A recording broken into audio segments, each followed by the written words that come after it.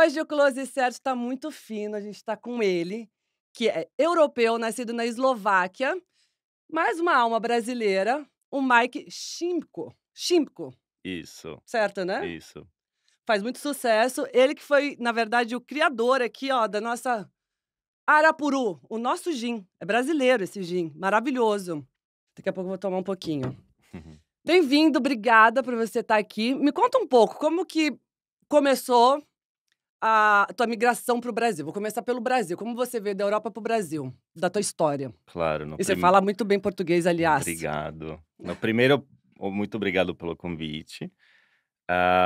E como que eu migrei para o Brasil? Então eu sou eslovaco, né, nasci na Eslováquia, mas eu saí da Eslováquia bastante cedo. Eu fui fazer a meu colegial e faculdade na Áustria, em Viena, e aí depois da faculdade eu mudei pra Inglaterra. Eu tenho uma irmã mais velha que se mudou com 18 anos para Inglaterra, então sempre visitava ela desde criança. Ela casou com um inglês, ficou lá.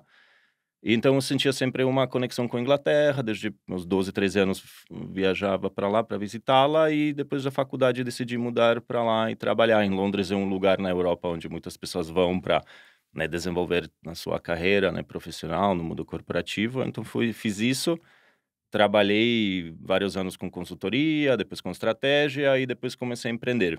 E a um determinado momento da minha vida, eu, assim, de alguma forma, o Brasil estava muito presente na minha vida cotidiana, assim, era muito louco, porque o meu melhor amigo inglês, ele cresceu no Brasil. Eu namorava uma brasileira durante 2 anos lá na Inglaterra. ah, Tinha, enfim, acho que tinha alguns porquês, né, algo me puxando para cá. E aí depois em 2013 eu decidi mudar para São Paulo. Nada a ver com a namorada, nesse caso? Não, na verdade já estava solteiro, a gente já se separou antes, mas eu visitei Brasil algumas vezes, tipo carnaval com amigos, fui a trabalho uma vez e naquela época, né, o Cristo no The Economist, né, tava tipo, o Brasil estava apresentado muito lá fora e era, né, muitos empreendedores estavam vindo para cá e eu senti que o que eu estou fazendo, o que eu quero fazer, gostaria de fazer num lugar onde eu vou ter uma qualidade de vida um pouco diferente de Londres. Londres tem muita chuva, é muito cinza, e aí eu cansei um pouco disso e eu vim pra cá. E como que foi, a tua vida em 2005? Você estava em Londres, é isso? Eu fui pra Londres 2005 e fiquei até 2013. E como foi essa 2013. época tua em Londres? Nossa, eu Eu eu amo eu amo Londres. Londres e eu cada vez eu tenho umas lembranças e ontem tive uma conversa sobre Londres também. Foi uma época muito boa, eu curtia muito, acho que eu tinha um trabalho muito bom, que eu curtia, que eu viajava muito pelo mundo, e a vida em Londres eu acho que tinha fases, né, a primeira fase era aquela fase louca de sair, né, as baladas, Aproveitar muita Londres. aproveitar Londres, né, eu estava muito inserido nessa, na noite de música house, e com os produtores e tal, enfim, eu Mas você era. trabalhava com isso também, não? Não, eu não trabalhava com isso, era tipo um hobby, assim, eu me envolvi com um label que chama Defected House Records, e conheci o dono, conheci as pessoas e comecei com esse pessoal, e tinha um fórum, naquela época tinha muitos fóruns, né, e a gente Sim. criou quase uma comunidade dessa galera que era apaixonada por esse tipo de música, e aí virou uma parte da minha vida social. Eu tinha alguns círculos, né, em Londres. Era esse de mundo de house music, tinha um círculo de salsa, porque eu dançava salsa por muitos anos, então tinha esse. Mentira! Sim. Tá? E e um outro círculo que era basicamente dos gringos, assim, que Não eu sei nem dançar conheci. house. Imagina, o cara dança até salsa. Tudo bem, tudo bem. Aí você trabalhava lá, tal, e veio a ideia de vir para o Brasil como? Você tinha uma vida Foi lá, né, sim, eu certo? tinha a minha vida lá, eu acho que chegou um momento onde eu montei uma startup com alguns amigos que ela não estava indo muito para frente, no sentido de que um dos sócios, acabou saindo do projeto, e aquela coisa, né, startups é um mundo muito dinâmico, as coisas mudam, Sim. né, e aí chegou um ponto onde eu vi que não era por ali, né, e estava me chamando, alguma coisa nova, e o Brasil veio assim, eu estava naquela época olhando para Cidade de México, Uhum. Kuala Lumpur ou São Paulo. E aí eu vim para São Paulo, fiquei aqui um tempo na casa de um amigo, e foi assim, eu falei: "Não, é aqui, Eu cheguei, assim, sem digamos, sem nada. Eu, na verdade, cheguei com visto de estudante e fui meio que, assim, explorar, ver, sentir e inicialmente ia ficar 1 ano e agora já são quase 9 anos e continuo Brasileiro aqui. já. Mas quando você chegou no Brasil, você já veio com alguma ideia de empreender nesse ramo que você criou a bebida ou não? Não, eu sinceramente não. Eu quando cheguei, eu estava montando uma empresa de tecnologia para no mercado de logística. E ao mesmo tempo, foi um papo de boteco, literalmente. Eu morei em 2009, eu morei em Madrid, e quando eu morei em Madrid, eu conheci bastante pessoas de lá e tudo mais. E um amigo meu, um brasileiro espanhol, ele também estava naquela época lá, e a gente vivenciou muito essa ascensão dos jeans artesanais. Foi lá onde começou a aparecer o Martin Millers, que é um gin que é criado pelo mesmo químico que o Arapuru, e foi lá onde eu comecei meio que virar um fã, um consumidor de gin. E quando cheguei em São Paulo, a gente foi literalmente num boteco e conversamos com esse amigo. Falei, cara, aqui não tem um gin artesanal brasileiro, vamos fazer. Então a ideia ela começou em 2013. Só que como eu estava montando uma startup de tecnologia, era um hobby, isso foi se desenvolvendo durante alguns anos. E virou uma realidade em 2016, quando lancei a marca. Então foi meio que nascendo por bastante tempo. É, eu vou só depois a gente continua. Uma coisa, você tem uma veia de se arriscar também, então. Claro. Você Uhum. é você acha que te leva a se arriscar assim na vida? A gente às vezes vê uma pessoa, sei lá, com uns 20 e poucos anos, ele tem medo de arriscar uma novidade, de, ir a fundo numa ideia do que ele acha. Você acha que a sua vivência pelo mundo é um desapego que faz você se arriscar numa nova profissão, por exemplo? Acho que a resposta ela é um pouco mais complexa no sentido, não acho que é uma coisa só, né? Eu acho que são um conjunto de coisas. Eu sempre fui como criança muito curioso, eu era escoteiro, eu sempre lembro quando eu era pequeno, eu ia tipo na floresta sozinho e tinha alguma coisa, eu estava com medo, às 5, 4 da manhã, e aí algo dentro me falava: "Não, vai lá, vai", e Vai ver. vai ver o que que tem e tal, e mesmo eu me cagando de medo, eu continuava indo. Então, acho que alguma curiosidade minha, ela sempre foi isso, e eu já fui para colegial para Áustria, tive que viajar todos os dias, porque eu jogava basquete na Eslováquia, e então todos os dias eu pegava trem, de segunda até sábado e acordava às 4 da manhã e eu tinha esse negócio de viajar sempre como desde pequeno, na verdade. De alguma forma, né, sei lá, o colégio que eu estudava estava num outro lugar, ia de ônibus, sempre mochilinha, enfim, eu na natureza. Então tinha alguma coisa de viajante, isso tá com certeza, viajante e curiosidade.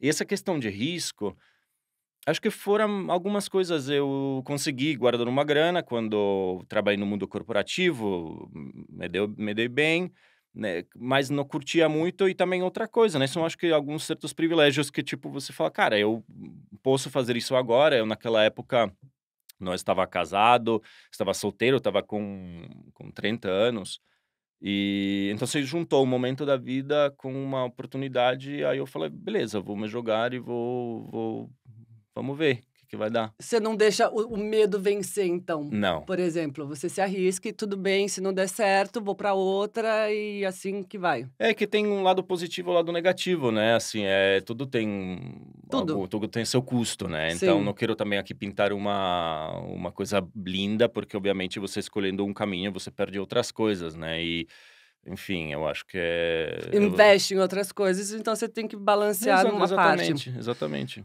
Quando você veio para o Brasil que você encontrou foi igual o Brasil que você idealizava? Uau! Então, eu acho que o Brasil eu continuo reencontrando cada vez, porque obviamente eu tinha uma ideia inicial, que ela era muito romantizada, como eu acho que é normal, isso Você não é veio para sobre o as Brasil. férias aqui também, né? Exatamente, então aquela coisa quando você viaja, fica um tempinho num país, você não tem realmente, né, a ideia de como ele é. Isso não é sobre o Brasil Sim. específico, é qualquer lugar, né, se você Uhum. for. Eh, então acho que uma das realidades foi, a parte burocrática, né, que eu comecei a enfrentar, porque comecei a empreender, né? Também outra realidade se você trabalha para uma empresa, por exemplo, né? E a empresa organiza seu visto, você tem um salário, você, né? Agora, quando você vem empreender, você tem que abrir a empresa, abrir A tudo isso. burocracia. Aí hoje é diferente, né? Mas há 9 anos atrás, né, era um pouco diferente nesse sentido. Então, eu comecei a sentir essas outras Dificuldades. realidades, né?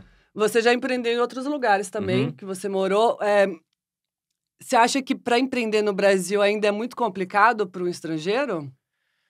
Eu vejo o Fora, quanto comparando lá fora, tá? claro, eu acho que mudou muito o cenário desde nos últimos anos, que eu estou observando e sentindo e vivendo nesses Uhum. cenários, mas continua tendo muita diferença ainda.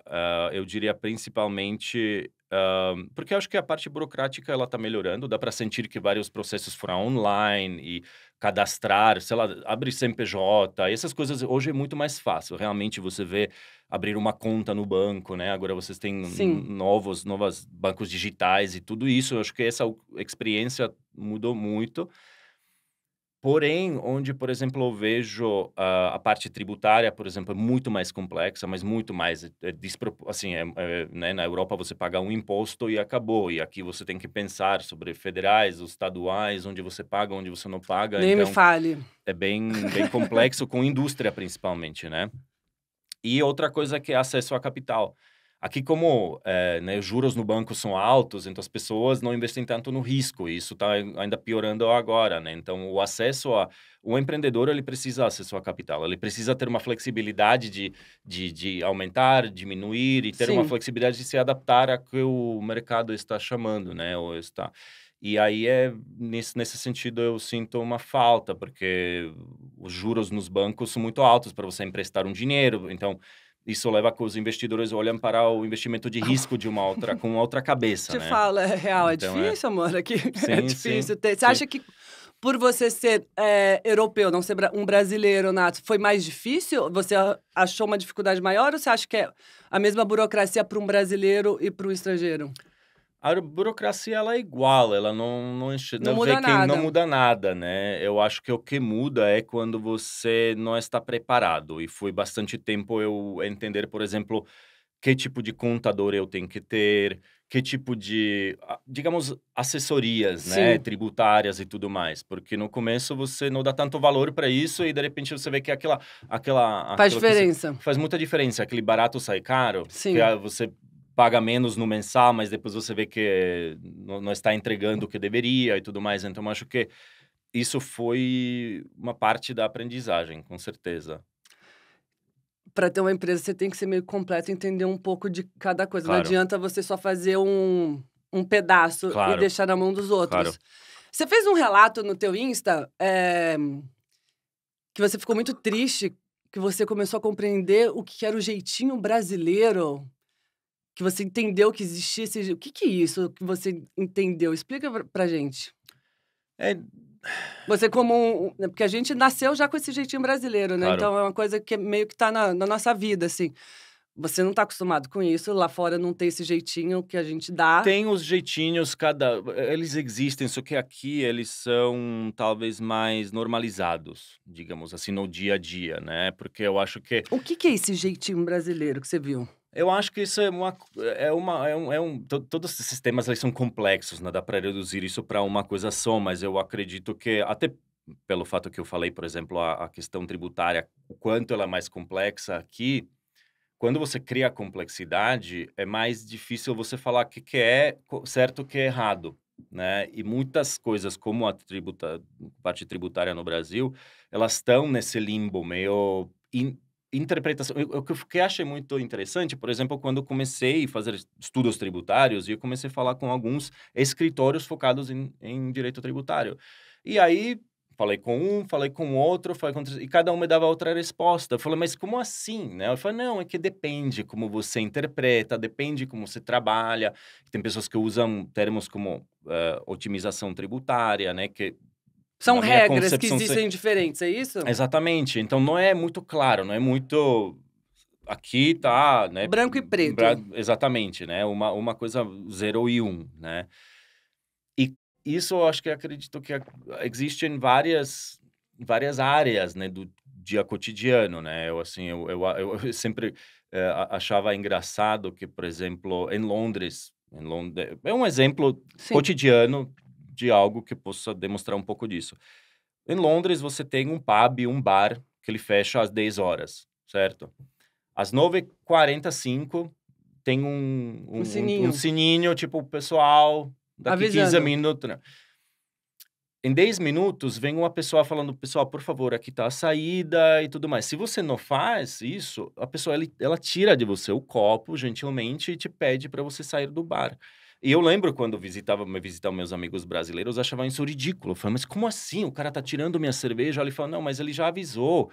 Eles têm 2 que vezes. fechar 2 vezes, têm que fechar 10 horas, porque Tem multa. tem multa". E aí, justamente aí que de onde quero chegar, é que lá se nos fecha 10 horas, 10h05 vem alguém, anota e o cara vai receber a multa, né. E essa eu acho que essa consequência, às vezes, por exemplo, não tem no Brasil. Então, um bar, eu tenho na frente da minha casa um boteco que ficava aberto durante toda a parte da pandemia, que tudo deveria estar fechado, e as pessoas ficam lá até 1h gritando, e você quer dormir, se você tem filhos, eu não tenho filhos, mas eu tô pensando, Sim. tipo, legal para pessoas que estão tomando a cerveja, mas é legal para os outros isso. Então, isso que eu tô dizendo, que existe aqui uma parte meio cinza nesse sentido, que ela às vezes é interpretada por cada um de uma forma, subjetiva.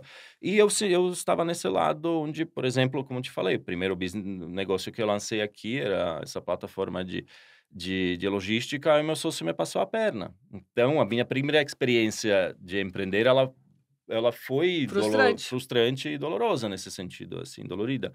Então, tive contato também com esse lado, mas faz parte do jogo, de novo, faz parte da aprendizagem, de você entender quais são as regras de cada lugar. Como você começou num outro empreendimento, te deu uma coisa de falar: "Ai, vou desistir do Brasil por essa burocracia meio cinza, por esse jeito, por essas complicações.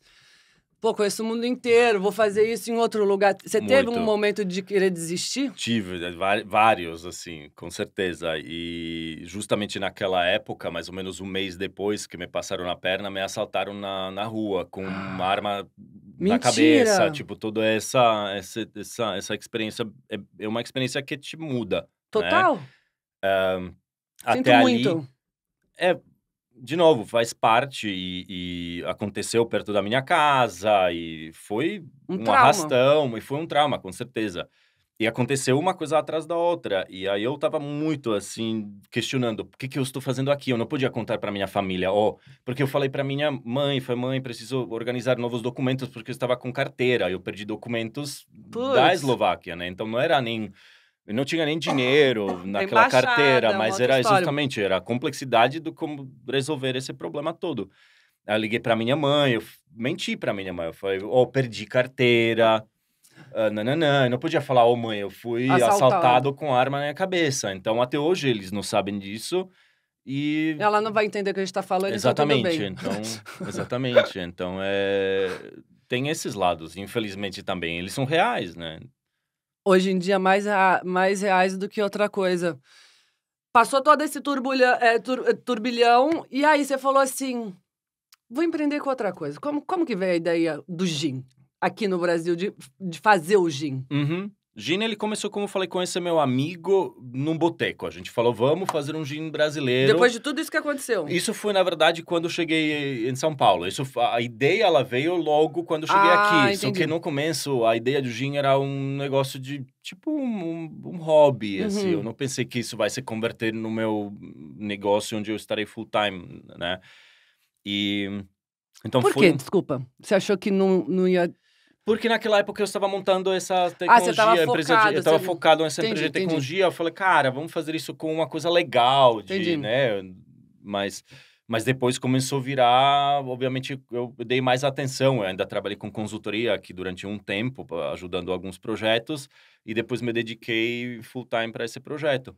Mas então a ideia, ela começou lá nesse boteco e ela se foi desenvolvendo e enfim, estamos aqui hoje sentados, e hoje é uma empresinha ainda pequena, mas está crescendo e, É. E esse gin é diferente, né? A gente tava até conversando um pouquinho antes. Porque pra ser gin, tem que ter o zimbro. Isso, exatamente. Que é tipo o berry, o blueberry, não é isso? Exatamente. Isso é o gin. É isso. Como é a cana-de-açúcar pra cachaça, a uva pro vinho. Um pouco diferente no sentido que a cana-de-açúcar você usa para criar o álcool, né? O zimbro, na verdade, um gin é quase uma vodka. Então você pode usar, por exemplo, batata ou até própria cana para criar um álcool etílico, que é o álcool extra neutro. E depois você infusiona esse álcool com esse zimbro. Entendi. Então, tipo, o gin, ele é uma vodka infusionada com zimbro. E depois com outras especiarias, outros ingredientes, né? Qual que é a bebida da Eslováquia, desculpa? Da Eslováquia chama Borovička. E Borovička é É uma vodka? Não, ela é justamente feita de zimbro. Então, eu desde criança tive muito contato, porque zimbro é um arbusto que existe nas montanhas na Eslováquia também, né? Ali na parte da Europa, assim, é bastante assim, presente na nossa culinária também. Então, Holanda e Eslováquia são dois países que têm seus destilados nacionais feitos com zimbro. Entendi. E Borovička é um deles. Então, quando você leva primeiro porre com, sei lá, quantos anos, era isso. Borovička, a gente tomava isso com Sprite. Sprite e O nosso é pitu, né? O que a gente toma? O nosso primeiro porre? Não é nem pitu, tem um outro nome também, a 51. Catuaba, como chama aqueles negócios que a gente toma na frente da balada, assim, todo mundo toma isso com coca. Exatamente. Ou um suquinho, né? A gente leva naqueles litrão, lá de 2 litros de coca. Bom, enfim. Aí você falou, então vamos começar a me dedicar a essa bebida. O que tem de diferente nesse gin? Que tem diferente, assim, eu fui... Eu vou abrir pra sentir o cheirinho. Ele tem ingredientes brasileiros, né? Cada gin se diferencia um do outro através do que você coloca na receita, né? Entendi. E aí, a receita do Arapuru é feita com ingredientes das 5 regiões do Brasil. Então, não tem... vou conseguir, que eu tô com hidratante. Posso te ajudar? Ou Nossa, combina com a minha roupa, né? Vira. Que cheirosa. Cheiroso, E é bem leve. Bom, depois Vou provar já. Posso? Claro. Sim, a gente bebe. Então, eu uso, por exemplo, ingredientes das 5 regiões do Brasil. Por isso que... Quer? Tá servido? É ótima. Eu tô aqui com café você tá com água. Café, né? Tem... Tchim-tchim. Tchim-tchim. Tô vendo, faz com água, mas vai. A gente usa Nossa, caju. levinha, é uma delícia. Nossa, uma delícia mesmo. A gente usa caju, imbiriba, puxuri, aroeira, várias especiarias. Nem sei o que são essas coisas todas. Então, você sabe mais do que eu. Eu estudei aquilo, né? Eu precisava construir isso. Então, a gente, assim, foi meio que... Eu tinha ajuda de outras pessoas, né? O nosso químico é um cara inglês que nos ajudou a construir a receita, mas a gente fez esse estudo bibliográfico dos ingredientes e fizemos a receita com ele, então... E o caju é uma das frutas que a gente apresenta nos coquetéis e tal, né? Porque caju é uma fruta super brasileira, então estamos nessa... Eu tava até vendo Peaky Blinders, aliás, que eu amo aquela série. E ele tem numa das temporadas que ele cria um gin também. Ah, é? Qual seria? Não sei, não lembro, né? Faz um tempo já. Acabei a temporada agora, é incrível, gente. Mas ele cria um gin dele, que ele começa depois a exportar o gin de Londres para os Estados Unidos e tal. E ele, para chegar no gin perfeito, ele fez várias vezes, vários tempos para ver a quantidade do álcool, se é doce, se é seco, tal, não sei o quê. Quanto tempo você levou para chegar na perfeição? Olha, bastante, porque primeiro começamos mais em casa, né? Bem caseiro. Depois a gente levou os testes, a gente fez uma parceria com a Faculdade Mauá, que tem em São Caetano, né? Eles têm uma área que se chama Mauá Júnior, onde tem os estudantes que eles, enfim, estudam engenharia de alimentos e tal. E a gente começou a fazer os testes com eles, junto com esse nosso químico inglês. Então, a gente tinha direcionamento desse químico inglês, fazíamos degustações com ele, fazíamos esses lotes, né, pequenos. E eu, na verdade, naquela época, eu andava com não sei se tem uma foto disso, mas uma garrafa de cachaça, daquela cachaça do Brasil, aquela garrafa bem simplesinha. Velho Barreiro. Aquela que transparente. conhece cachaça, né? E aí 51. Não, era Bom, enfim, tudo tem bem. uma garrafa, assim, standard, e eu imprimi um rotulinho, assim, na impressora e eu fazia lotes, eu levava para meus amigos, fazia festas com isso. Então foi assim que nasceu a marca. Ela nasceu muito no ambiente, assim, dos meus amigos, as festas, eventos sociais e tal, mas não com essa identidade visual. Foi tipo, um Arapuru, tipo, um London Dry Gin infusionado com Brasil. E aí eu andava com isso e depois eu fui desenvolvendo a receita, mas demorou bastante tempo. Eu não sei se será entre quase 40, 35 ou quantas tiragens, né, até a Imagino. gente acertar a fórmula, né. O que que é arapuru? Por que arapuru? Arapuru é uma ave, é um Ah, é uma ave? aham, tipo o Irapuru, sabe o Irapuru? O Ah, mas Irapuru você sabe mais coisa do que eu, é muito nome aí que é você tá falando que eu não mas tenho é o mesmo ideia. pássaro, ele é um pássaro da Amazônia, o Ai, sei qual que é, Irapuru, que tem as Irapuru, perninhas ali, não é? ele é conhecido pelo canto, assim, porque ele tem um canto que dizem que é o canto mais bonito da Amazônia, quando ele canta, toda a Amazônia para escutar, e tem uma lenda, assim, uma parte mágica da voz desse pássaro, né, que infelizmente também, por isso falam que ele traz sorte, e as pessoas captam nele e colocam na gaiola, que isso é a parte negativa, mas é um pássaro com um canto muito bonito. Amor, eu vou até cantar depois de beber esse gin. Acho que tem a ver um pouquinho. A fábrica fica onde? A fábrica, ela fica no interior de São Paulo, fica perto de Serquilho, que é perto de Boituva, mais ou menos, Uhum, pela Castelo, por ali aqui naquela do lado. região. Aham. E o Arapuru também, na verdade, a gente escolheu esse nome porque ele tinha uma sonoridade, era parecido com o Abaporu da Tarsila. E a marca, ela foi Ah, muito inspirada, o que está aqui escrito, essa essência brasileira, a tradição inglesa, se refere ao que é a antropofagia cultural da Tarsila, nesse sentido, do Abaporu, que é um entendi. conhecimento de fora misturado com a brasilidade. Então é algo que você traz de fora, um conhecimento, né, essa tradição inglesa misturado com essa essência brasileira, que o Arapuru é meio que essa mistura entre um Great Gatsby, algo mais dos anos 20, 30 de lá, com o macunaíma e as frutas brasileiras, e o Gente, cara, então ele é meio sabe que uma toda a nossa mistura. cultura, você viu? Ele é maravilhoso. O que significa pra você celebre a cultura brasileira, a essência brasileira? Para mim significa muita coisa, eu acho que um pouco está muito ligado à minha própria, digamos assim, experiência como humano, e minha experiência no Brasil. De que forma? Eu quando Né, eu cheguei aqui, eu sempre escutava desde entro no Uber ou qualquer lugar que eu vou: "Ah, o que que você está fazendo aqui? Por que você está aqui?", e tudo mais. E aí, nesse sentido, a ideia, o Arapuru, ele está muito ligado a essa questão de enaltecer a cultura brasileira, criar um orgulho, uma valorização maior da cultura, tanto da cultura popular brasileira, como artes, enfim, de todos os sentidos. Então, né, a culinária, então, essa celebração do que é essencial brasileiro, né, que ele de certa forma, ele não necessariamente começa, mas ele foi muito questionado nessa época dos anos 20 e 30, por isso a Tarsila, os modernistas brasileiros que começaram a questionar o que que é essencialmente brasileiro, o que que é a alma brasileira, o que que é, né, o que nos faz diferente de um francês, por exemplo, né, porque naquela época a arte francesa tinha muito influência na cultura brasileira.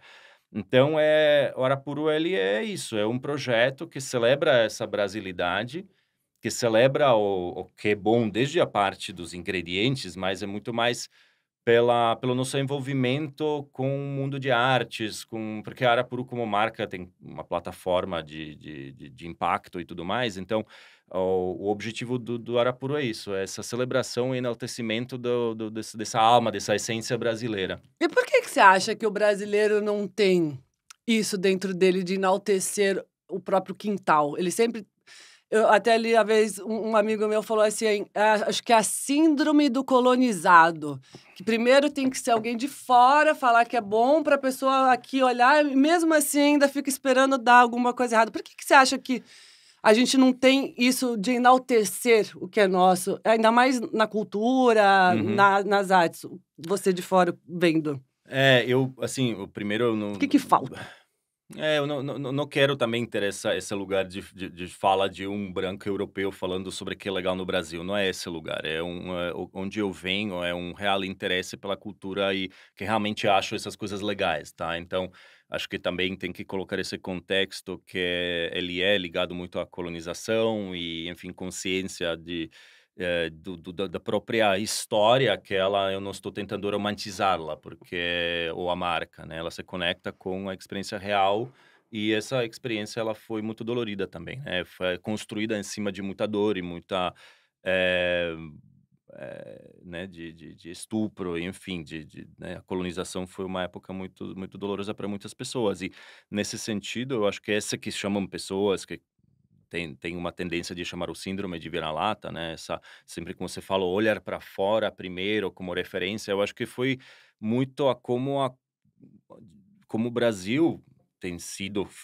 construído por pessoas vindo de fora, né, pessoas não só construído, estou dizendo aqui, Uhum, é uma mistura de pessoas que já estavam aqui, pessoas que vieram ou sim, foram de alguma forma, involuntariamente trazidas para aqui, é uma miscigenação, uma mistura, né, de culturas onde as pessoas sempre olhavam para o que tinha lá, né, a família, essa sim. lembrança, essa saudade do seu país, sua origem. Então, eu acho que nasce lá, né, a travessia, aí depois isso vira também tem um lado positivo e um lado negativo de tudo, né. Então essa referência de olhar para a Europa, Estados Unidos, do que é legal, com certeza existe até hoje, né. Então, tem até o psicoanalista, o Gambini, que ele fala que o brasileiro, ele olha para si através de um espelho que está na Europa, então é uma autoimagem distorcida, porque eu sempre olho para lá para se enxergar, né. E, enfim, são papos profundos e dá para conversar sobre isso só uma hora, mas, eh, o a ideia da marca é justamente quebrar isso, que falar que beleza, lá na Europa tem coisas legais, nos Estados Unidos tem coisas legais, mas aqui também tem.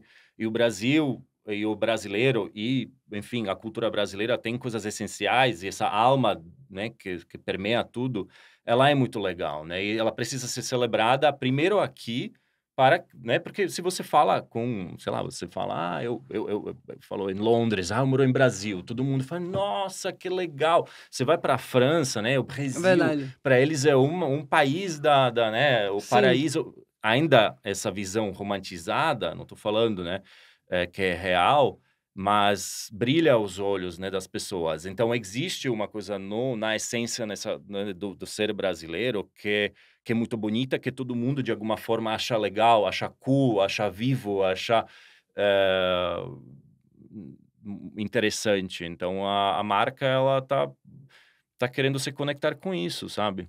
A brasileira não desiste nunca, amor. Senão a gente não conseguia viver também, né, você sabe como é difícil aqui. Eh, Você quando começou a empreender, você viu uma diferença nessa parte, sociopolítica que a gente está tendo agora? Olha, quando eu comecei a empreender e hoje são quase mundos diferentes, né, quando eu cheguei em 2013 era uma questão e hoje é outra questão. A política lá no Brasil é muito complexa, né, a situação política. Eu acho que é de novo, um tema por si só que daria para falar horas, mas, de certa forma, infelizmente, o discurso, né, ele está num outro lugar totalmente. Ele está num lugar, mesmo que o mundo está polarizado, se você olhar para os Estados Unidos, você tem, né, os democratas, os republicanos, e existe uma polarização, existem os temas. Na Europa também, mas na Europa acho que nossa referência, eu como morei em Londres, e Londres é um lugar muito progressista, né, eu fiquei chocado de chegar no Brasil onde estavam determinados Sim. temas e tópicos, né, de feminismo, ou de racismo, ou em geral, posição de mulher na sociedade, né. Então aqui, muitos temas que estão sendo abordados nos últimos anos, a gente já abordou eles, continuamos abordando, né, não estou falando que já foi, Sim. mas eles estão num outro lugar, a pauta está num outro lugar, eu acho que ela foi incorporificada por minha geração de uma outra forma já, né. Então vindo para cá, é um pouco triste, né, em algum sentido, mas ao mesmo tempo é a realidade, então tem que aceitar o que é, né. Então acho E que por que que você acha que demorou tanto para chegar aqui essa pauta, por exemplo? Sendo hoje que a gente vive num mundo global, que você tem informação. As coisas, elas estão se acelerando, né? Sem internet e sem social media, talvez demoraria outros 20 anos. Eu acho que tem que olhar para lados também positivos e, de alguma forma, reais, que não quer dizer que a gente deveria desacelerar. Eu estou super feliz que está acontecendo no lugar público que está acontecendo, né? Eu acho que a política, ela é um reflexo né, de sistemas de valores, então políticos, eles são muito bons de mostrar para o povo, de alguma forma, que está no povo, né? Então, nesse sentido, as pautas que elas estavam mais escondidas, elas, de repente, estão num lugar público e elas podem ser discutidas, né? Para bem ou para mal, mas isso gera um progresso, isso gera uma integração, uma cura, né? Porque, de alguma forma, é parecido que nem com sei lá, trabalho de trauma. O indivíduo, quando vai para um psicólogo ou psicoanalista, você primeiro precisa admitir para si, verbalmente, publicamente falando, eu tenho esse problema. Aí depois você pode falar sobre isso, integrar e, né, começar um trabalho de cura. Então, acho que no nível sistêmico no Brasil e político está acontecendo uma cura agora. E é doloroso para esse processo. Eu não tô querendo falar ou tirar o peso daquilo que está acontecendo de forma nenhuma, até porque reconheço onde está, enfim, meu lugar de ação dentro de tudo isso, e por isso, de certa forma, a Arapuru foi construído com uma ideologia por atrás para contribuir nesse processo. Mas acho que faz parte e o Brasil precisa passar por isso, né? Você tocou no assunto falando do feminismo e tal. Às vezes tem empresas que querem criar bebidas voltadas para a mulher. Eu não sei qual é a diferença, gente, porque a mulher tem que beber bebida doce. Eu não gosto de bebida doce, assim, sabe, docinha. Por que você acha que existe ainda essa coisa, vamos fazer diferente? Esse é para homem, esse é para mulher, não sei o quê. Bebida é bebida, que eu Claro, saiba. claro. Você acha que esse pensamento funciona?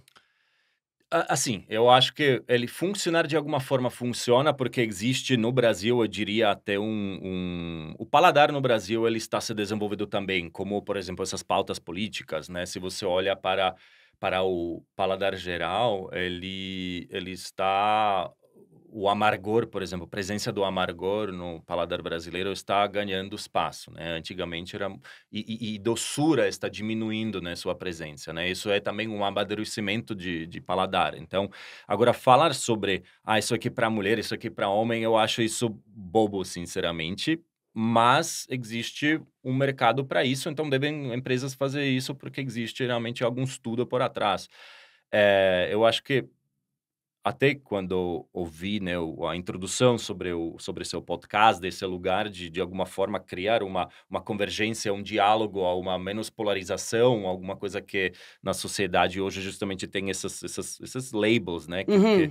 que separam. Eu acho que hoje, como por exemplo, homens e mulheres, deveríamos olhar de outra forma, né? Não colocar O desenho, rótulo. rótulo, isso aqui é para ir, para ir. Acho que não, cada um tem direito a gostar que E é ele quer. gosto? É gosto, uma questão de gosto total. Você acha isso meio sexista também?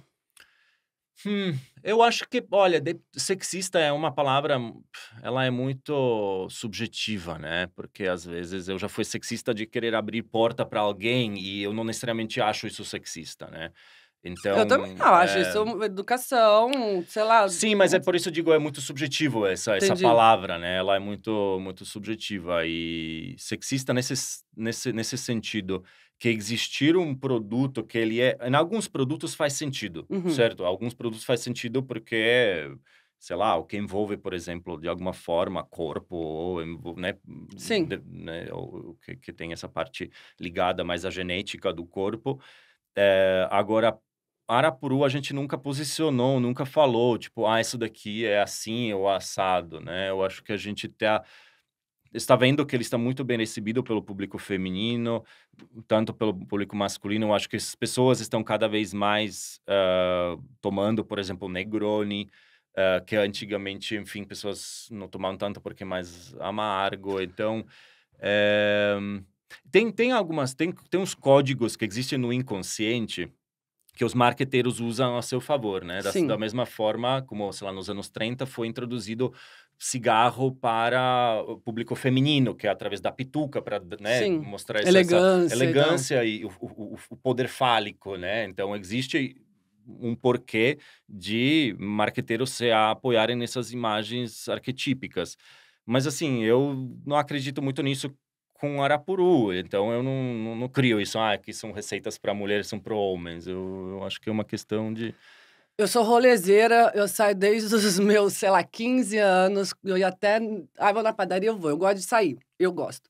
E antigamente, eu tenho 40 hoje, isso estou te falando quando eu ia pra balada com 18, a gente não consumia muito gin.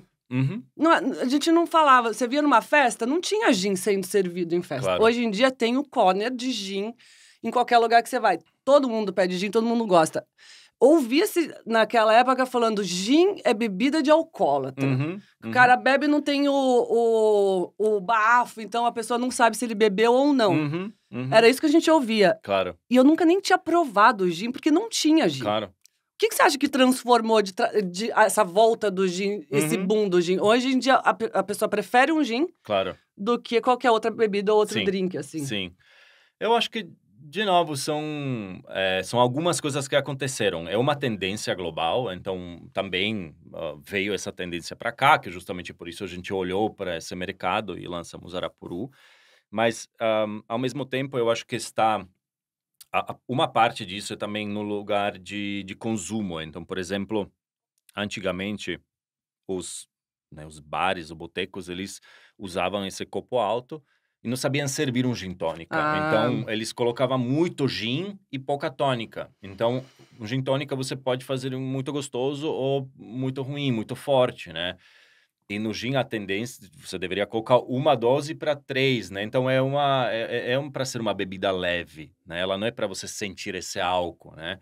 Então, acho que é a maturidade do mercado. As pessoas começaram a consumir um gin tônica dentro de uma taça, com alguma, né? Porque essa gourmetização de gin tônica, onde você colocar um tomilho, sei lá, uma sim. laranja e não sei o que traz um outro gostinho, aí é mais elegante. Foi, acho que Ai, a taça me puxa sempre. Um dry martini, acho tão linda aquela É, taça. muito elegante, né? É Antigamente muito também não se bonito. tomava o dry martini, hoje em dia todo mundo Acho que você toma. tomava, tinha, mas era Pouco. muita pouca gente. Tinha poucos bares que sabiam fazer, né? Então, assim, eu nem sei porque não morava naquela época aqui, mas ouvi falar, né, de pessoas, tinha um bar que chamava Dry, e nesse bar tal. E a pouca galera que gostava ia pra lá, né? Então, hoje isso se abriu e hoje entrou no gosto do brasileiro e realmente tirou o espaço da vodka, de whisky. Então, é uma categoria que mais cresce hoje. Na tua opinião, quais são as maiores dificuldades de se empreender no Brasil, diferente da Europa? Eu Eu mudo, posso né, do assunto, tipo, é lá concreto, tudo bem, desculpa. Não, mas tranquilo, mas, eu acho que da minha experiência, não digo, né, Sim. se eu posso falar da minha experiência. Acho que a maior dificuldade, se eu deveria resumir isso para uma coisa, que eu sinto, acho que o que falei antes é acesso a capital, acesso aos investidores, por exemplo, para apoiar o crescimento de negócio. Porque, querendo ou não, no Brasil sei lá, esse mundo de investidores anjos, ele é ainda novo e maior parte deles está focado na tecnologia. Então, startups de tecnologia ou criptomoedas, NFTs. Então, é um potencial retorno e o risco muito alto, né? Então, as pessoas estão olhando para isso como um potencial de ganho dinheiro rápido e muito dinheiro, né? Agora, quando você olha para a economia real, que ela cresce um pouco mais devagar, ela tem uma curva de crescimento diferente, e você coloca na fórmula o risco Brasil, muitas pessoas elas não investem na economia real.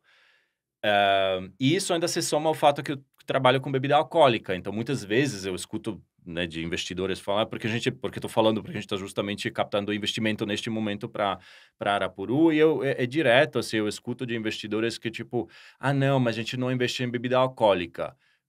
Mas a mesma pessoa que me falou isso adora Arapuru, consome Arapuru e não acha nada ruim, mas ele não quer investir numa bebida alcoólica. Então, existe também um preconceito, existem algumas coisas e o acesso ao capital, a investidores, sendo uma marca mesmo de destilado premium, né, que não promove o alcoolismo, é um produto caro, etc, etc. acesso a capital, acho que seria a maior dificuldade. Porque ele não quer ser vinculado com Seu nome, sim, sim, exatamente. Tem pessoas que têm esse medo de ser de alguma forma. Existe acho que, de novo, historicamente falando, a parte religiosa no Brasil tem também. As pessoas não querem ser vinculadas a determinadas temáticas, né? Gente, que bobagem, né? Perderam, porque é uma delícia. Amei, de verdade. Eu acho realmente isso um problema triste de abrir para coisas, ainda mais novidades, mercados que não são tão conhecidos assim, nesse grande empresarial, nesse grande negócio de investimento. Mas vai mudar, tá mudando e, enfim, é como tudo, né? Como a gente falou, essas pautas políticas, elas estão mudando e a gente que tem alguma forma um privilégio a poder contribuir nessa mudança, eu acho que eu não sou é quase uma obrigação de se colocar a serviço dessas mudanças e a aceleração dessas mudanças e então faz parte do jogo. Você disse que gosta de usar seu negócio como ferramenta de transformação coletiva, alquimia e arte. O que isso significa? Primeiro, eu acho que eu enxergo negócio como uma forma, porque eu acho que as pessoas que chegam num ponto de vida de se questionar de como podem contribuir além de si, né? Como que eu posso fazer algo que tem, né? Essa palavra propósito, ela é um pouco usada demais, mas ela tem uma verdade por atrás, no sentido de que o que me faz levantar da cama, né? Para que o meu trabalho não é só sobre um salário, né? Porque se fosse só isso, eu estaria trabalhando no mundo corporativo, todo dia 15 ou entrar um dinheiro na conta e eu tenho uma vida muito mais previsível, segura e não tem essas oscilações, né, de empreendedorismo. Então, já que estou escolhendo a empreender, eu gostaria de fazer e estar escolhendo cada vez uma coisa que eu acredito, mas que eu acredito no nível mais profundo. Então, para construir um negócio que tem seu propósito, eu acredito realmente que as próprias empresas, né, existem vários. Isso não é que eu acredito, de novo, aqui não quero que seja uma coisa egóica. Eu li vários livros que me inspiraram. Por exemplo, Reinventando Organizações, Empresas que Curam. Tem muitos pensadores que pensam sobre um capitalismo que ele consegue ser produtivo para a sociedade, não é? Porque capitalismo, né, como ele é construído, ou não como é construído, é como ele é implementado. O capitalismo por si, ele não é mal ou ruim, é que o humano faz das coisas o que é sei lá, que é um café. Esse café pode se tornar um vício. Sim. Né? O álcool pode todo sexo pode se tornar um vício, né? Então, comida, comida, chocolate. Então, a gente que torna uma ferramenta algo, né? Então, ela por si só, o capitalismo, se você traz uma consciência para ele, você traz ampliação de pensamento que não é só retorno financeiro, mas o que são os outros retornos que você gostaria de captar na tua empresa, pode ser mais consciente, né, esse capitalismo. Então, a ideia de Arapuru, da empresa como toda, é como a gente pode, primeiro, internamente criar uma cultura que ela é humanocêntrica, então que ela valoriza o humano, e depois também, através de tudo que a gente faz, a forma como se manifesta o produto e tudo, criar um apoio na sociedade. Então, a gente tem toda uma plataforma que chama Arapuru Apoia, através de qual a gente apoia algum tipo de projetos, artistas, etc, etc, que investe 10% do lucro para isso. Mas é além disso, tipo, a gente, por exemplo, faz parte desse selo Eureciclo, então a gente paga por um volume de vidro que a gente coloca no mercado para ser reciclado. Estamos passando por um processo para se tornar primeiro destilado no Brasil carbono neutro. que legal. Plantamos 660 cajueiros gigantes no Nordeste, no Piauí. Então, são árvores enormes, numa área enorme, para você fazer um reflorestamento de uma área e ela pode ser usada para plantar outras plantas no meio dessas árvores e ser um projeto de captação de carbono. Então, eu acho que tem que olhar além, né? Tem que sempre pensar primeiro dentro, então, o que é a cultura, o que é o meu comportamento com as pessoas que trabalham na empresa, o que são as dinâmicas, os rituais, né, diários, como você constrói um espaço onde as pessoas acham legal trabalhar e se relacionam de uma forma mais profunda, e depois também olhar para como você se comporta com os seus fornecedores, como você se comporta com o meio ambiente. Então, é uma visão holística do negócio.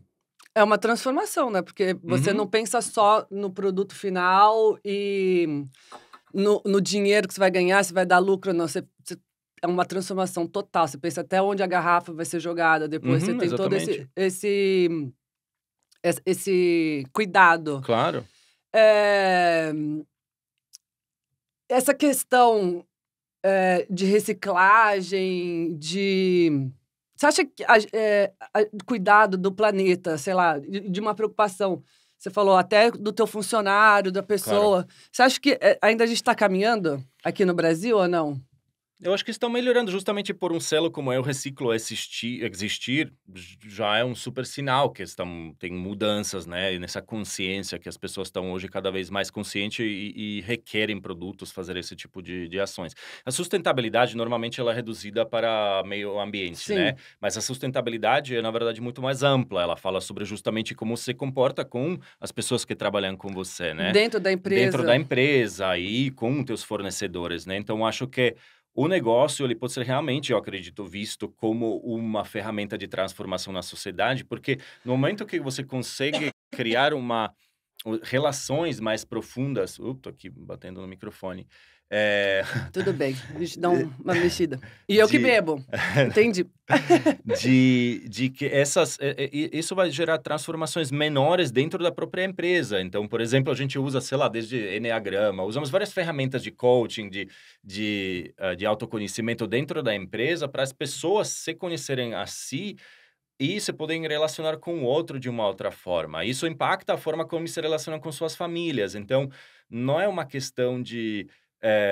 eu tô fazendo isso por causa da performance. Eu realmente acredito que a pessoa, é difícil você separar um trabalho, no trabalho, uma pessoa em casa. Ela é uma pessoa, né? Até porque você passa mais tempo no trabalho do que dentro da tua casa. Exatamente. E conforme você consegue olhar para si, na sua narrativa, olhar para o porquê das certas coisas, você consegue ressignificar relações na sua casa e você pode ressignificar as relações do seu trabalho. Então, eu vejo essa transformação da sociedade. Esse livro de, por exemplo, Empresas que Curam ou Reinventando Organizações, que ajudam justamente a construir rituais, né, na governança, Sim. de participação no diálogo, uma visão mais humanocêntrica de negócio, é muito forte. Eu acho que as pessoas... E a questão que não é caro. É voltar para ser humano, voltar para algo que é normal, e não é que, eu tenho que agora... Nossa, eu não consigo implementar porque tem que contratar uma consultoria, cara. Não.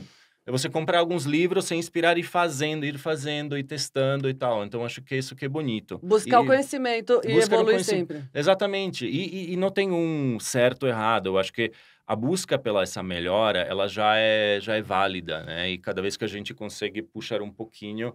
Não é também para criar uma expectativa que... E também na nossa empresa tem incoerências, né? Que a gente gostaria que seja diferente. Mas elas são baseadas na realidade atual da empresa, né? E conforme a gente vai, sei lá, captar dinheiro, a gente vai mudar isso. Sabe? Quando a empresa ela cresce, ela também cresce seu impacto. Mas você não acha que, por exemplo, uma empresa mais antiga, com donos mais antigos que tinham uma maneira de ver, às vezes fica um pouco mais difícil de você implementar isso dentro da empresa? Eu acho que, de certa forma, sim, mas, ao mesmo tempo, eu já observei isso algumas vezes. Tem consultorias que ajudam nisso, e eu escuto bastante essas histórias, que às vezes essas novas gerações assumindo a empresa, os filhos desses donos fundadores, eles têm uma outra cabeça, nasceram num outro... Não estou dizendo que são melhores, é normal que você vai nascendo e você vai harmonizando alguma coisa na sua narrativa, no seu histórico, na sua ancestralidade. Então, os filhos, eles já nascem num outro ambiente e já estão pensando de uma forma mais inclusiva. Então, a mudança, ela está acontecendo também quando assumem entra um novo ar, né, na gestão. Então, tem um pouco de paciência, mas também tem que ter uma vontade. Porque é mais fácil você replicar e fazer do que você está fazendo, do que você falar, peraí, deixa eu me questionar se eu posso mudar alguma coisa. Então, mudança traz um pouco de medo e a pessoa às vezes não quer mexer naquilo que está funcionando, falar vai que, né, dá errado. Exatamente. Você acha importante as empresas contratarem e terem mais pessoas com diversidades, assim, dentro da empresa? Olha, eu acho que contratação na questão diversidade, de novo, um tema muito complexo. Eu acho que contratação, eu vejo isso muito acontecer no Você acha Brasil e virou. importante ter? Eu acho importante ter, mas eu acho a importância de algo mais, dinâmicas mais profundas. Eu vejo que agora virou uma pauta na mídia, então, e muitas vezes me parece uma questão de tirar uma foto para ter uma diversidade na foto.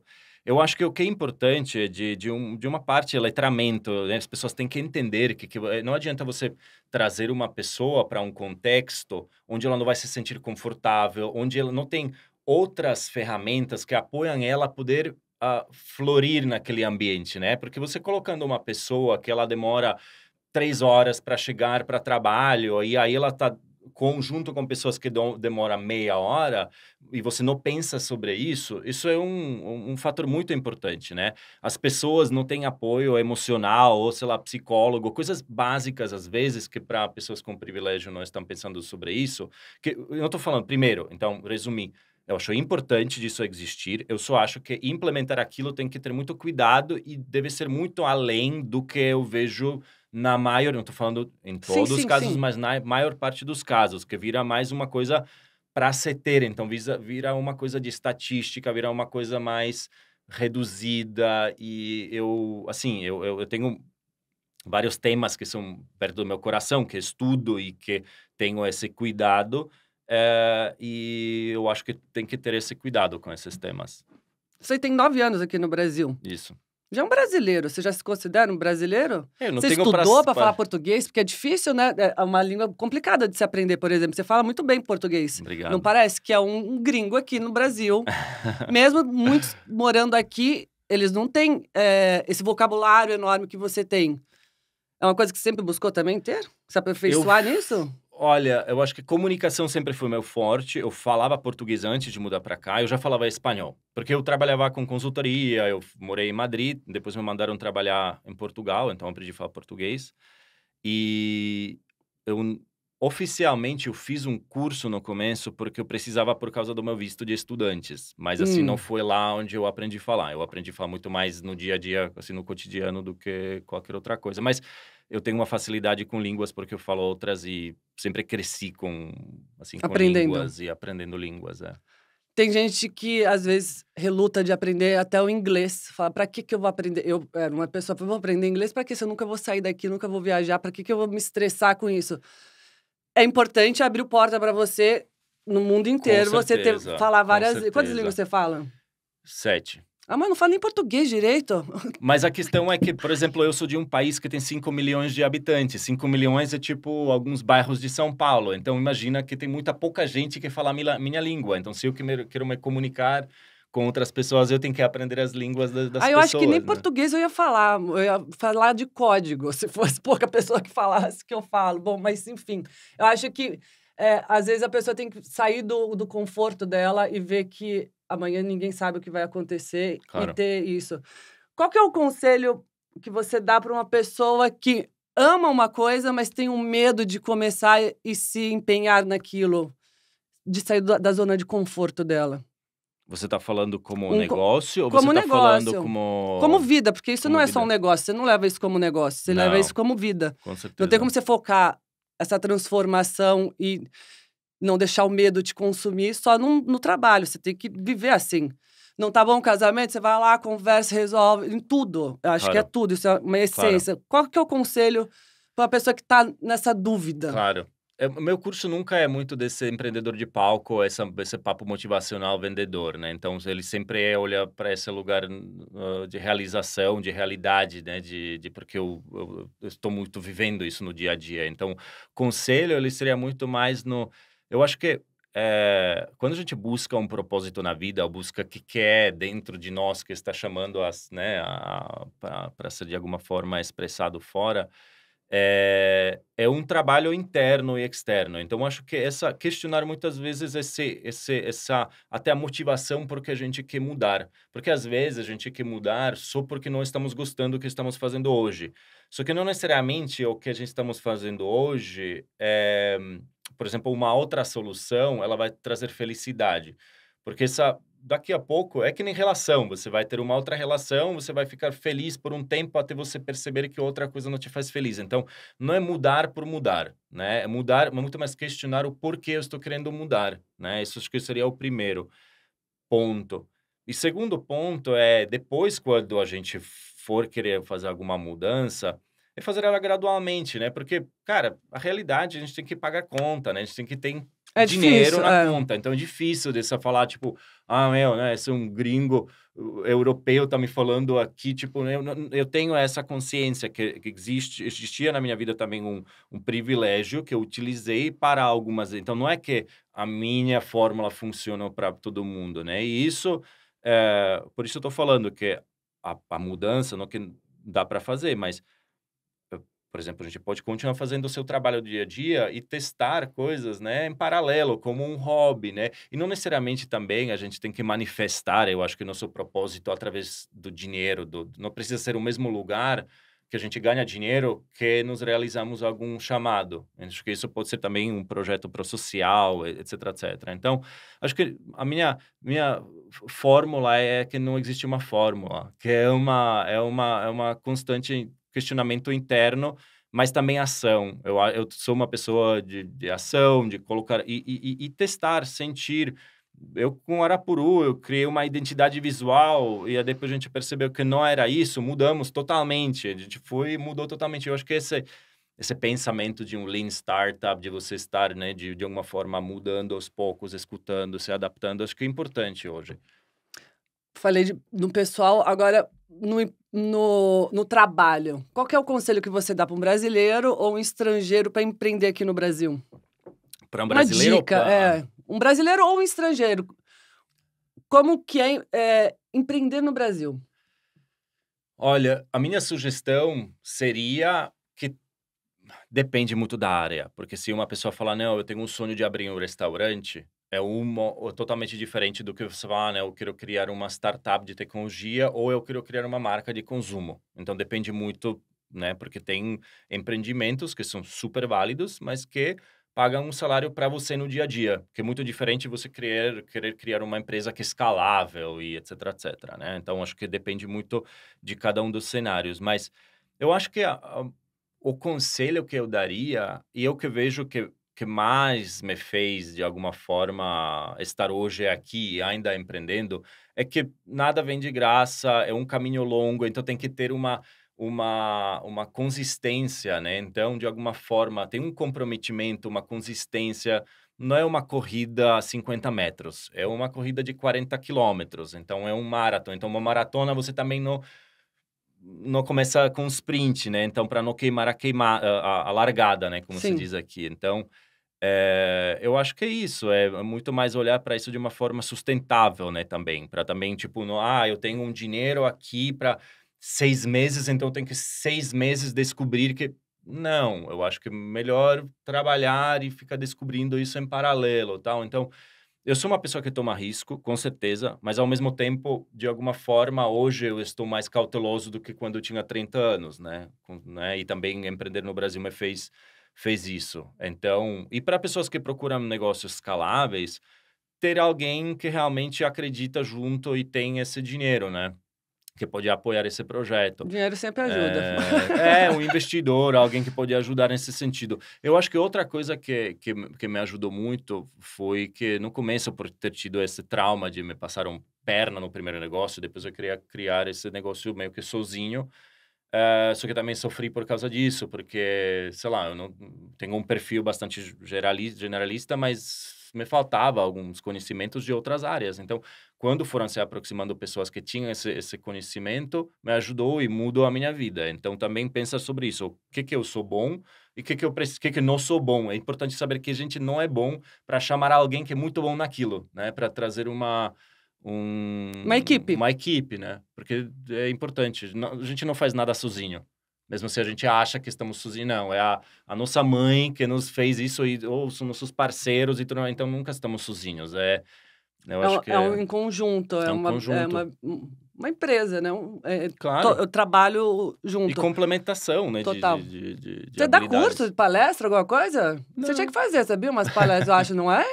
Poxa, ajuda muito, ainda mais quando você tá em dúvida nessa crise, que às vezes você acha que tem que ser radical, então eu vou chutar o balde, não me faz feliz, e que a experiência te mostrou, e a vida também, que não é muito assim que se faz também, não pode Claro. ser vida louca e dane-se, vai dar Exato. tudo certo. Total. Toda essa experiência, essa dificuldade, você acha que trouxe essa essência tua de volta do que você era? Com certeza. Com certeza. Com certeza, eu acho que a adversidade, a dificuldade nos leva para lugares meio escuros, né? E eu acho que nesses lugares escuros é onde a gente olha para si de um outro lugar. E foi lá onde eu encontrei outras camadas da minha força, na minha história, na minha ancestralidade, na minha vivência como humano e também como uma experiência como empreendedor no Brasil. Me levou para muitos lugares não tão legais que me ajudaram a encontrar outro olhar, outra perspectiva e, com certeza, a sutileza e a forma como eu guio hoje a empresa, ela nasceu também nessa experiência de empreender no Brasil. Então, foi um grande catalisador, o propulsor de algumas mudanças internas, então... Se alguém quiser comprar esse gin que é maravilhoso, aliás, recomendo para provar, onde que ela acha? Acha ou no nosso site, tem claro no nosso site, ou qualquer... Tem Foi ao site? arapuru.com.br. Uhum. Por favor, também seguir a gente no Instagram. É o que? Um shopping Arapuru Gin. online que dá para fazer? Tem, sim, Entendi. mas também dá para comprar no Magazine Luiza, esses sites, outros sites, né? Tá. Assim, Dá um online. Google. Dá um Google, aparecem vários sites Se que vira, vendem. negão! Mas por exemplo, a gente vende no San Marché, no Mambo, no Sonda, no varejo, né? No Carrefour, várias lojas, assim, algumas lojas de pão de açúcar, ainda não todas. Então a gente tá no varejo também, assim, varejo tradicional, digamos. Tá maravilhoso, é maravilhoso. Você chegou, acho que na perfeição, é uma delícia. Orgulho de ser brasileiro também aqui, o teu gin. Obrigado por mesmo você ter passado perrengue e não ter desistido também, que isso é uma coisa que eu admiro muito, que eu sei que depois da tempestade sempre vem, né, um solzinho lindo que ilumina. A vida é feita disso. E eu queria agradecer muito você aqui, viu? Obrigada, de verdade. Obrigado a você. Tô impressionada com você. Vocês gostaram? Eu amei, gente. Obrigada, Muito viu? Quer deixar obrigado. recado pra alguém? Qual é o Insta? Te cortei. Instagram é Arapuru Gin. Arapuru Gin. Arapuru Gin, ou o meu é Mike Simcoe, Cage Mike, enfim. Então, mas se escreve S-I-M-K-O. S-M-K-O, Mike. Mike Simcoe e Arapuru. S-I-M. Shimco, exatamente. Shimco. Exatamente. Amei de verdade. E você segue a gente no Instagram. Close Certo, _podcast. No YouTube, é aqui que você tá me vendo. Então, é só colocar o sininho pra você saber quando a gente tá de volta. Spotify, Close Certo com Gianni. Sim, a gente teve que fazer cada um num lugar, porque não dava o mesmo nome, né? Desculpa, puta. Falei puta, eu falo puta. Tô bebendo também, vou falar muito. Vou cantar até. Obrigada, viu? Muito, muito obrigado. Amei, viu? de verdade. Adorei, eu também. Essa muito é minha, obrigado. né? Com certeza, Dá claro. pra galera ali. Com certeza.